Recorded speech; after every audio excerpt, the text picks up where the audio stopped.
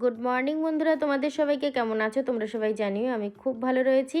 আজকে সকাল সকাল গোলা রুটি বানানো হচ্ছে, আর মায়ের ভাষায় চাবড়ি। মা কিন্তু এক একদিন বলে বৌমা আজকে চাবড়ি বানিও। তো আটা ময়দা দিয়ে এরকম জল দিয়ে গুলে এরকম গোল করে একটু মোটামুটি তেল দিয়ে ভেজে নিলেই এটা মানে গোলা রুটি হয়ে যায়। তো খারাপ লাগে না, খেতে ভালোই লাগে। আর হ্যাঁ বন্ধুরা, আর একটা কথা আমি তো বলতেই ভুলে যাচ্ছিলাম, আজকে হচ্ছে কী বার? আজকে শুক্রবার। আজকে শুক্রবারের সকাল 7:30-8টা বেজে গেছে। আজকে শুক্রবার ভিডিওটা করে রাখছি, তোমরা শনিবার বেলা 2টোর সময় পাবে 1:59। তো বিষয়টা হচ্ছে, আজকে একজন কমেন্ট করেছে যে দিদি আজ তো শুক্রবার, তুমি কেন বৃহস্পতিবার বলছো? আসলে আমি বৃহস্পতিবারে ভিডিওটা করে রেখেছিলাম বলে তোমাদেরকে বলছি। আমার খুব খেতে ভালো লাগে ঘেটকুলের পাতা বাটা। হয়নি, অন্য কোনো জায়গায় দেখতে হবে, আমার কর্তাকে বলতে হবে অন্য কোনো জায়গা থেকে এনে দিতে। ও আমাকে গতকালকে বলেছিল তোমাকে ঘেটকুলের পাতা এনে দেবো। এবার ও ঘুমাচ্ছে, কখন উঠবে কখন আনবে, আমার রান্নার টাইম পার হয়ে যাবে। ওই জন্য ভাবলাম গতবার যেখানে হয়েছিল সেই জায়গাটা আমি একটু ঘুরে আসি। আমাদের বাড়ি থেকে অল্প কিছুটা দূরে আমাদের যে পোতাশবাবু আছে, পোতাশবাবুদের বাড়ির পিছনেটা। একটা পাতাও চোখে পড়ছে না, যদিও বা একটা দুটো কাজ হয় না, তবুও একটা পাতাও চোখে পড়ছে না। এখানে প্রচুর কলা গাছ আছে, আম গাছ আছে। কত জায়গা আমি ঘেটকুল খুঁজেছি জানো, তোমাদের তো দেখালাম যে দিকটা, তাছাড়া আমি অন্যদিকেও গেছি, পাইনি। দিয়ে ভাঙা মন নিয়ে এসে এখন ঘর মুছছি। সকালে খাওয়া দাওয়া হয়ে গেছে, তো ভাবলাম এবার ঘরটা মুছে নিই। তো তারপরে দুটো কাটাকুচি আছে, ভিজাবো সার্ফে। তো তারপরে দুপুরে রান্নাবান্নার ব্যবস্থায় টুকটুক করে এগোবে। প্রত্যেক দিনের যেমন দিন এগোয় তেমনটাই এগোবে।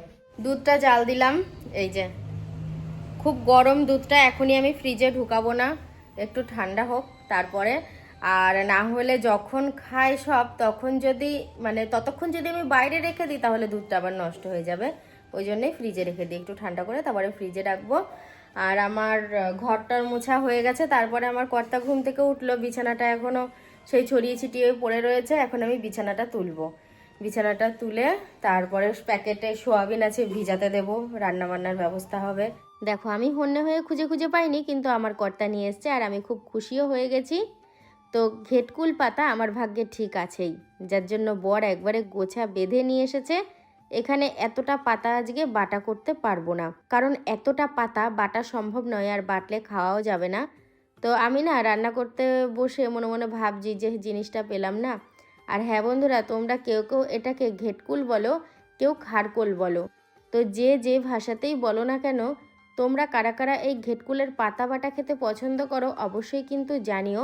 আমি নিশ্চিত এর স্বাদ যে পেয়েছে সেই জানে যে এর স্বাদটা মানে কতটা মারাত্মক স্বাদ, মানে এতটাই ভালো। মানে থালার বেশিরভাগ ভাতই এই বাটা দিয়ে খাওয়া হয়ে যায়, আমার ক্ষেত্রে তো তাই হয়। আমি মাছ মাংস যাই রান্না করি না কেন, এই বাটা দিয়েই বেশি ভাত খাই। আর রাজু গিয়েছিল বাজারে, এই সবে আসলো।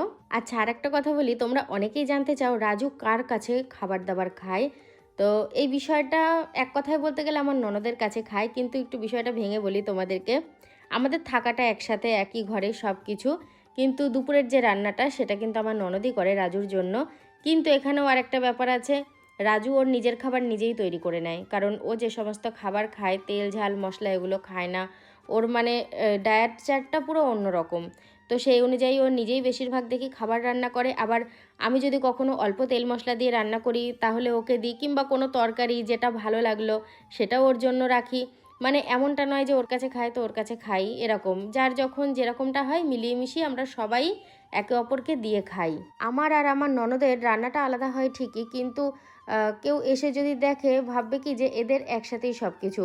কারণ আমি যেদিন সকালে ভাত রান্না করি একটু বেশি করে চাল ধরে নিই, যাতে ওরাও খেতে পারে। আবার ওরা না খেলে আমার ভাতগুলো থেকে যায়। আবার এটা কখনো আমরা বলি না যে তুমি এবেলা খাও ওবেলা আমাকে দিও, এই সিস্টেমটাও আমাদের মধ্যে নেই। তারপরে ধরো আমাদের বাড়িতে একটা বাথরুম, আমরা কেউ কখনো কাউরির মুখের দিকে তাকিয়ে থাকি না কে কবে পরিষ্কার করবে, যে আগে স্নান করবে সেই পরিষ্কার করে নেবে। এরকম উঠোন ঝাড় যে ও একদিন আমি একদিন, এসব কোনো সিস্টেমই না। আজকে 18 বছর ধরে আমরা একই বাড়িতে রয়েছি, এই সিস্টেম না যে যখন সকালবেলা আগে ঘুম থেকে ওঠে সে সেদিন উঠোন ঝাড় দেয়। মানে একটা না পুরো 12 বছর আমরা একসাথে এক পরিবারেই ছিলাম, রান্নাবান্না একসাথেই হতো।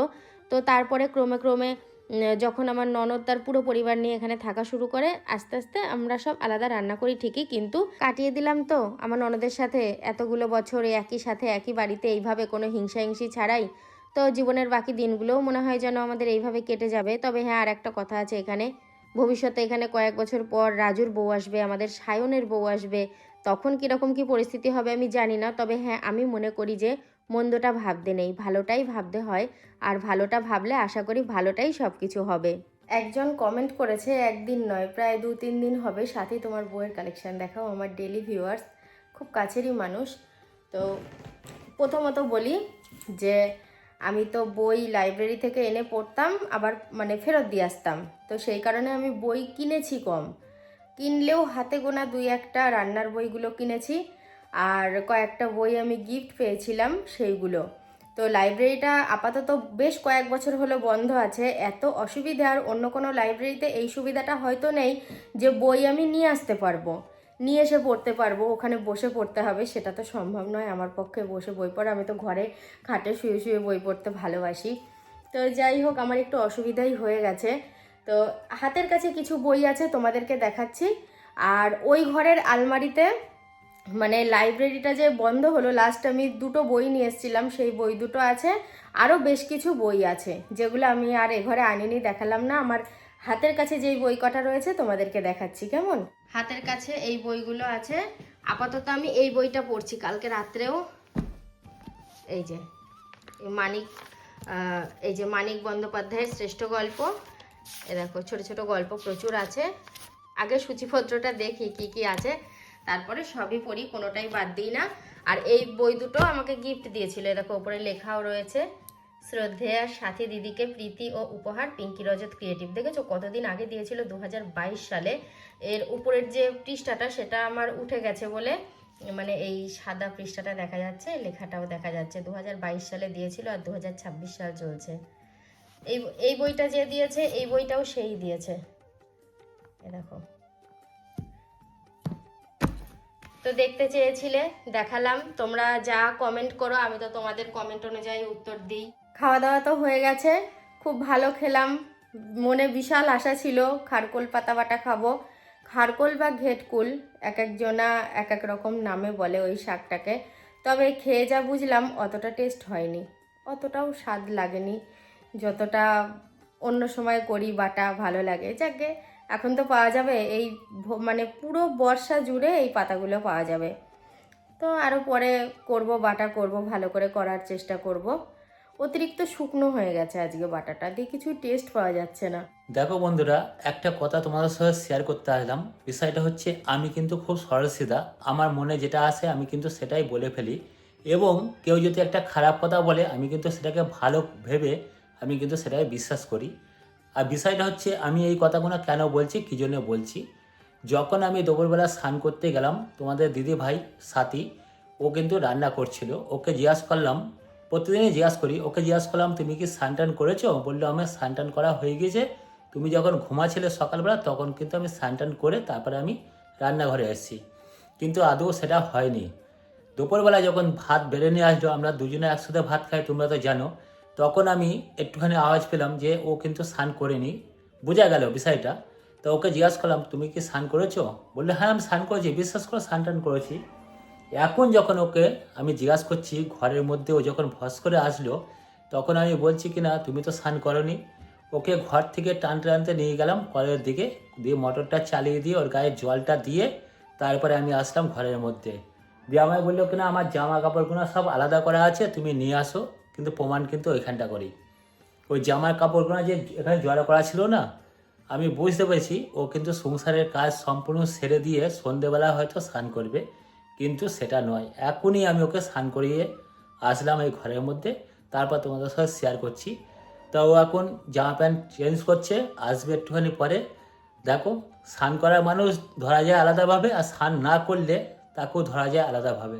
পুরোপুরিভাবে বিকেল হয়ে গেছে, আর আমি এখন একটুখানি বাইরে বসে সবার সাথে গল্প করছি। আর আর একটা কথা বন্ধুরা, আমার কর্তা তোমাদেরকে শেয়ার করেছে, আমি ভিডিওটা রেডি করতে গিয়ে দেখলাম গতকাল রাত্রে আমি কান্নাকাটি করছিলাম। তো আমি ক্যামেরার সামনে যখন আসি আমি চেষ্টা করি হাসি মুখে আসবো। আর চোখের জল আমি দেখাতে পারি না, আমার অনেক কিছু প্রবলেম হয়। আর তার থেকে বড় কথা, মনের কষ্টটা মনেই রাখি। ঠিক আছে, সেটা তো আমার মনেই আছে। তো আমার বর যখন শেয়ার করেছে দেখলাম, তো হ্যাঁ সত্যি আমার খুবই কষ্ট হয়, ভুলতে পারি না। কাজের মধ্যে ডুবে আছি, এদিক ওদিক যাচ্ছি, সব কিছু করছি, ভিডিও বানাচ্ছি, তারই মধ্যে বিশেষ করে রাত্রেবেলায় আমি ভুলতেই পারছি না, মনে পড়ে যাচ্ছে বাবা যেটা খেতে ভালোবাসতো, বাবা যেই কথাটা বলতো, বাবা যেখানে বসতো, মানে সব কিছুই আমার শুধু মনে হচ্ছে। শুধু আমার নয়, আমার বাড়ির প্রত্যেকটা মানুষেরই মনে হচ্ছে। কারণ আমার সাথে সাথে আমার বাড়ির প্রত্যেকটা মানুষ কিন্তু আমার বাবাকে ভীষণ ভালোবাসতো, আজও তারা একইভাবে ভালোবাসছে। এ শুধু সটকে সটকে বেরিয়ে যায়, আমাকে যেই নামালো গাড়ি থেকে অমনি আমি ঘরে আস্তে আস্তে দেখিও নেই, ডাক খোঁজ করলাম, তারপর আবার আসলো। একটা সিঙ্গারা নিয়ে যাও, একটা সিঙ্গারা নাও, একটা ফুলুরিও নাও। না ফুলও নেব না, সিঙ্গারা নেব। এ নাও। আমি ওই শুকনো ফুলুরিগুলো হয় ওগুলো 5টা নিয়ে এসেছি রাত্রে ভাত খাওয়ার জন্য, আর একটু সিঙ্গারা নিয়ে এসেছি। নাও, হাতে গরম। হাতে গরম। সন্ধ্যাবেলায় এই তেলে ভাজা সিঙ্গারা এগুলো একটু গরম গরমই হয়। একটু টুক করে গিয়ে ঘুরে আসলাম, হালকা করে ছোট্ট করে। দিনের বেলায় দাঁড়াই, আজকে একটু রাত্রেবেলাও এসে দাঁড়িয়েছি। আমি অনেকক্ষণ ধরেই এখানে ছিলাম, তারপরে আবার ঘরে গিয়েছিলাম, তারপরে আবার আসলাম। আর তারপরে এসেছি বলে আমার কর্তা ক্যামেরাটা নিয়ে এসছে। তো ঘরের মধ্যে আর ভালো লাগছে না, আর ওই ঘরে না সবাই ঘুমিয়ে পড়েছে, দিয়ে কেমন একটা লাগছে। আর ও টিভি চালিয়েও খবর দেখছে, আমি বই পড়ছিলাম, তাও কেমন একটা লাগছে, ভাল লাগছে না। ওই জন্য ভাবলাম একটুখানি বাইরে এসে দাঁড়াই। আমাদের এই তুলসী মন্দিরটা আর এই তুলসী গাছটা আমাদের বাড়ির পাঁচিরটা, পাঁচির ছাড়িয়ে গেছে তুলসী গাছ। আর আমাদের বাড়িতে তো ওই যে সিসিটিভি ফুটেজ রয়েছে এই চারিদিকে, তার থেকেও বেশি ভয়ানক, ওই ক্যামেরার থেকেও বেশি নজরবন্দি করে রেখেছে এই যে ওরা। মানে কাউকে বাড়িতে ঢোকাতে দূরের কথা, রাত হয়ে গেলে সন্ধ্যের পরেই, বিশেষ করে এই টাইমটা সারা রাতের মধ্যে কেউ আমাদের বাড়ির সামনে দিয়ে গেলে তাকে একবারে খ্যাক খ্যাক করে ধরবে। আমি তাই বলি সিসিটিভি থেকে ওরা বেশি। রাতের তো প্রায় 10টা বাজতে চললো, খাওয়া দাওয়া করে ঘুমাবো, এছাড়া আর বিশেষ কোনো কাজ নেই। তো ভিডিওটা আমি আজকে শেষ করে দিচ্ছি, কেমন? তো চলো আজকের মতো গুড নাইট, দেখা হচ্ছে আবার কালকে থেকে।